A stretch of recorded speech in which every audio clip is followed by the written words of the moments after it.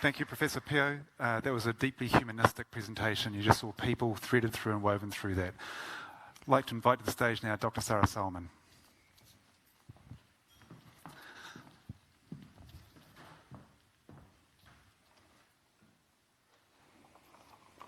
It's a very tough act to follow.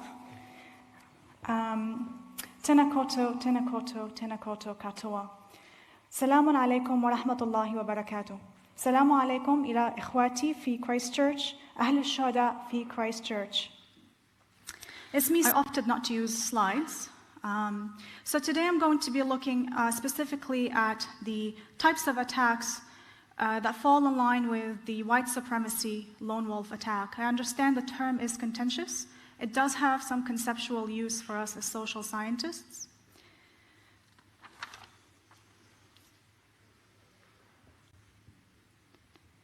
So when we think of terrorism, we tend to think of people who are not like us, people who are brainwashed. But what happens when the terrorist is one of us? We often find ourselves at a loss. So as a social scientist, I believe it is my job to do away with that kind of mystification, explain the phenomenon in social and human terms, because whether we like it, the person who commits these acts of violence is human and lives in the same social world in which we live. And so these are the kinds of questions that we should be asking ourselves. So in terms of who is at risk of engaging in this kind of violence, I won't belabor that point. I won't repeat what others have discussed earlier. But I will highlight that in terms of those who are at risk of committing white supremacist attacks, so white supremacy broadly defined as an ideology not only of the superiority of whiteness or European culture over other cultures, but it is an ideology that also has conspiratorial thinking. So we might have heard of terminology like replacement theory or other such terms around immigration replacing whiteness. So it is not just around the supremacy of a culture, but it is also around the idea that this culture is both dominant and also endangered. So there are a lot of contradictions in it as well. It appeals quite a bit to young white men. The majority of the attacks are done by people in their 20s, but the radicalization does start a lot earlier, which is a point that was sort of echoed as well in the earlier panels around reaching out earlier to prevent this kind of radicalization and the engagement in violence. So I'm really interested in why is it that this group of young white men find this particular ideology appealing. And there are a constellation of factors, right? So it's not a singular path from being young white male who might feel disaffected, who might even hold on to these ideas, into a path of violence. There's a constellation.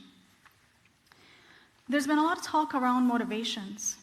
And it is true that a lot of these attacks seem to have personal and political grievances. And the personal grievances typically start with things like not having access to good employment, a history of troubled relations with women. So a lot of the perpetrators of these attacks tend to have a history of violence with women, which gets framed in terms of romantic rejections.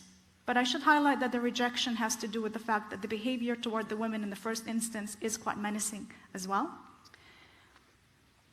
But so these personal failures, whether it's around employment or around women, tend to also exist in men in communities that have been, over time, the losers in the new economic arrangement that we have. So in New Zealand, immigration has done a lot for the country. Women in the workplace has done a lot for the country, but the impact isn't felt evenly. And in communities where there was once manufacturing or profitable agricultural production, a lot of these men might not have the same kind of opportunities for upward mobility.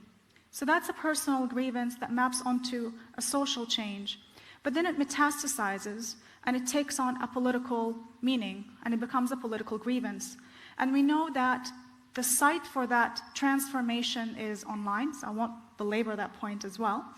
That ultimately it's online where these views metastasize. But it should be important to note, especially if you are thinking in terms of a policy response, to recognize what it means to be an economic loser in this new arrangement. The problem is that when it transforms, when these economic losses transform or take on a political meaning, usually they turn into paranoia, persecution complex sort of ideas. So we start to see a lot of blaming immigrants for jobs taken, blaming women in the workplace, blaming diversity, blaming politicians for letting people in. And so that's where you start to see the rise of these theories around replacement, and then you start to see the individual failures taking on that political agenda, which is why it is also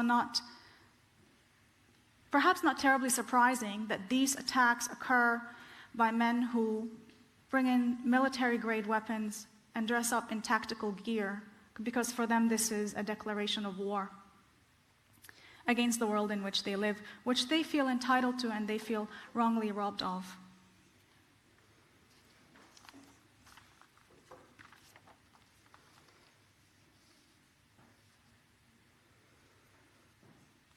I think the point of the wound, I thought that was a really useful concept as well. So I think it is really important to think of this notion of being wounded.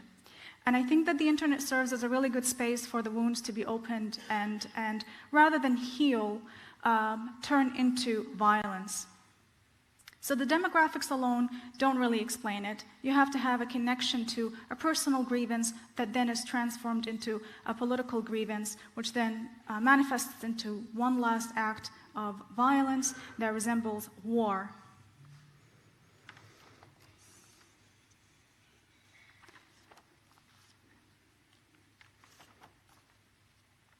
In terms of how to tackle that, there are a couple of things that I've noticed, and I'd like to touch on them in terms of recommendations that were being made. There is a recognition of the danger of the internet, that there's also a sense that the internet, because it's so infinite, that somehow it is really hard to tackle, and I understand that. But I think there's also a sense that the internet somehow appears to be a space that is split from the world in which we live. And I don't really agree with that.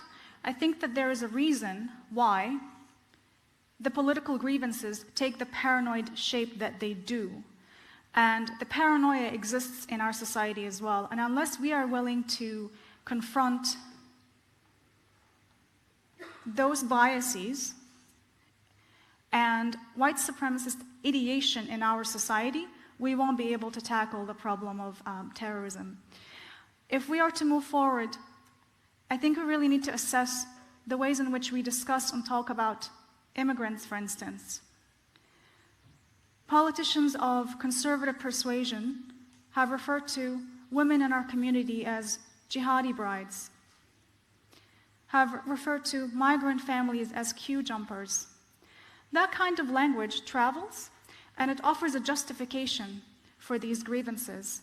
It offers a space for people to say, they're saying it too. This is a real problem. Rather than recognize the tremendous contribution that immigrants make to societies such as New Zealand, rather than recognize that societies like New Zealand and the United States and the UK are all really made by people who've made their way from somewhere else, and of course, rather than recognize the very colonial foundation of this country, the turn towards dehumanization in the political language that is so casual creates a space for that kind of radical thinking which can metastasize into violence and has metastasized into violence. Even liberal-leaning political language still tends to emphasize the idea that, the idea that migrants pose sort of a strain on our infrastructure. So even in the friendliest terms, we are a strain on the infrastructure.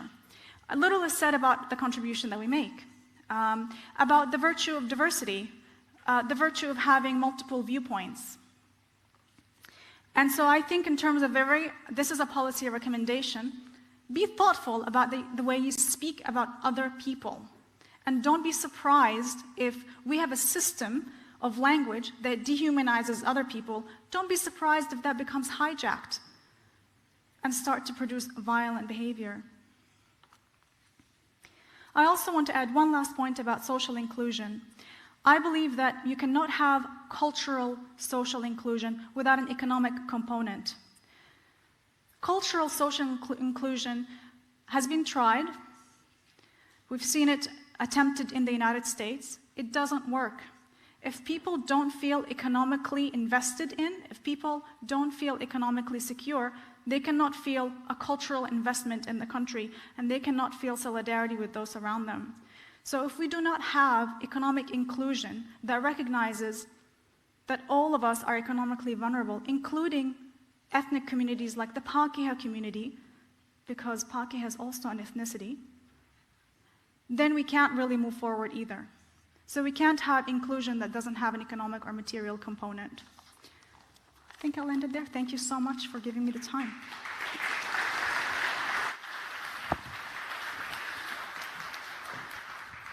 Thank you, Dr. Salman.